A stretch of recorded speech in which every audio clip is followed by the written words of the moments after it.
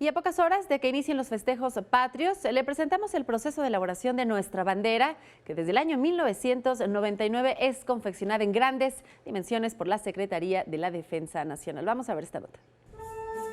Es majestuosa e imponente. La bandera mexicana monumental se iza en la plancha del Zócalo capitalino para conmemorar la independencia de México este 15 de septiembre.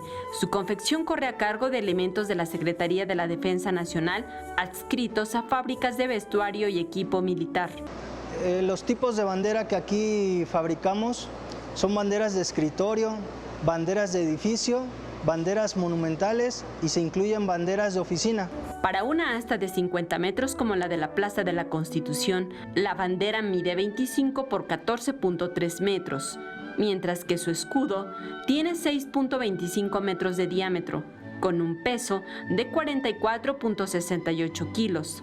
Su procedimiento pasa por las áreas de teñido, corte y confección nacional. Una de las partes más importantes de nuestro laboratorio, que es la bandera, es la fase del teñido, ya que es lo que da la calidad y la estética y presentación de nuestro laboratorio cuando ondea en las astas monumentales o astas de diferentes tamaños. Para manufacturarla se usa la tela ripstock diamante como una materia prima, la cual está compuesta 100% de nylon y su tejido en forma de rombo evita que el lienzo se rasgue. Una vez que el lábaro patrio ondea en lo alto, después se lava, se tiñen e impermeabilizan el verde, blanco y rojo.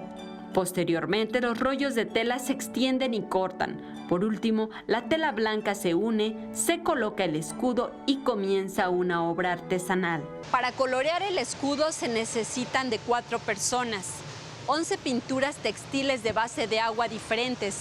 Posteriormente, para dar matiz y sombra se usan 5 pinturas más, una tarea que lleva por lo menos 2 días y para que seque hay que esperar 5 días más. Por año la SEDEN elabora 567 banderas, 37 de ellas son monumentales, con imágenes de Jorge Barajas, Saray Mariscal, 21 Noticias.